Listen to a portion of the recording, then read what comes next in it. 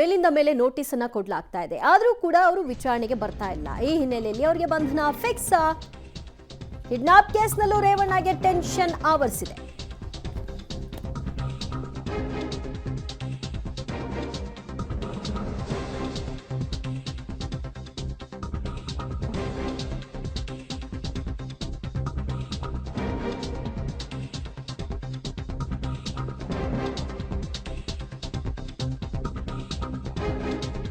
Kidnap ಕೇಸ್ನಲ್ಲಿ ರೇವಣ್ಣಗೆ tension ಆವರಿಸಿಕೊಂಡಂತೆ ಕಾಣಿಸ್ತಾ ಇದೆ. ನೋಟಿಸ್ಗಳ ಮೇಲೆ ನೋಟಿಸ್ ಕೊಡ್ತಾ ಇದ್ರು ಕೂಡ ಒಂದು ನೋಟಿಸ್ ಕೊಟ್ಟು 24 ಗಂಟೆಗಳ ಒಳಗಾಗಿ ಅವರು ಹಾಜರಾಗಬೇಕು. ಆದರೆ ಅದು ಆಗಿಲ್ಲ. ಹಾಗಾಗಿ ಮೂರು ನೋಟಿಸ್ ಅನ್ನು ಅವ್ರಿಗೆ ಈಗಾಗಲೇ ಕೊಡಲಾಗಿದೆ. ನಿರೀಕ್ಷಣಾ ಜಾಮೀನು ಮಂಜೂರು ಆಗದಿದ್ದರೆ ಬಂಧನ ಫಿಕ್ಸ್ ಅನ್ನೋ ಪ್ರಶ್ನೆ ಮೂಡ್ತಾ ಇದೆ.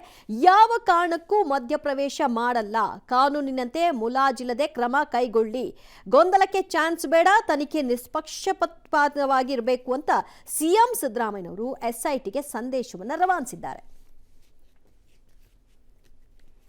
ಎಸ್ಕೇಪ್ ಆಗಲಿ ರೀ, ಅಲ್ಲಿಂದ ಹಿಡ್ಕೊಬತ್ತೀವಿ. ಯಾವ ದೇಶದಲ್ಲಿದ್ದರೂ ಕೂಡ ಅಲ್ಲಿಂದ ಹಿಡ್ಕೊಬತ್ತೀವಿ. ನಾನು ಅದಕ್ಕೆ ಪ್ರೈಮ್ ಮಿನಿಸ್ಟರ್ಗೆ ಪತ್ರ ಬರೆದಿದ್ದೀನಿ. ಅವ್ರು ಡಿಪ್ಲೊಮ್ಯಾಟಿಕ್ ಪಾಸ್ಪೋರ್ಟ್ನ ಕ್ಯಾನ್ಸಲ್ ಮಾಡಿ ಅಂತ. ಪಾಸ್ಪೋರ್ಟ್ ಕ್ಯಾನ್ಸಲ್ ಆದ್ಮೇಲೆ ಇರೋಕ್ಕಾಗಲ್ವಲ್ಲ ವಿದೇಶದಲ್ಲಿ, ನಮ್ಮ ದೇಶಕ್ಕೆ ಬರಲೇಬೇಕಲ್ಲ. ಈ ಪ್ರಜ್ವಲ್ ರೇವಣ್ಣ ಇದ್ದಾನಲ್ಲ, ಬರೀ ಸೆಕ್ಷುವಲ್ ಹ್ಯಾರಾಸ್ಮೆಂಟ್ ಅಲ್ಲ, ರೇಪ್ ಮಾಡಿದ್ದಾರೆ, ರೇಪ್ ಕೇಸ್ ಮಾಡಿದ್ದಾರೆ, ರೇಪ್ ಕೇಸ್ ಆಗಿದೆ. ನಾವು ಬೇರೆ ಬೇರೆ ಆಗೋಗ್ಬಿಟ್ಟಿದ್ದೀವಿ, ರೇವಣ್ಣ ಬೇರೆ ನಾನು ಬೇರೆ ಅಂತ ಹೇಳ್ತಾರೆ. ದೇವೇಗೌಡರಿಗೂ ನಮಗೂ ಇದಕ್ಕೆ ಸಂಬಂಧ ಇಲ್ಲ ಅಂತ ಹೇಳ್ತಾರೆ. ಇನ್ನೊಂದು ಕಡೆ ಇದೆಲ್ಲ ಮಾಡ್ತಾರೆ. ಅದು ಚುನಾವಣಾ ಪ್ರಚಾರಕ್ಕೆ ಹೋಗಿದ್ದಾಗ ಪ್ರಜ್ವಲ್ ರೇವಣ್ಣ ಬೇರೆ ಅಲ್ಲ, ನನ್ನ ಮಗ ಬೇರೆ ಅಲ್ಲ ಅಂತ ಹೇಳ್ತಾರೆ.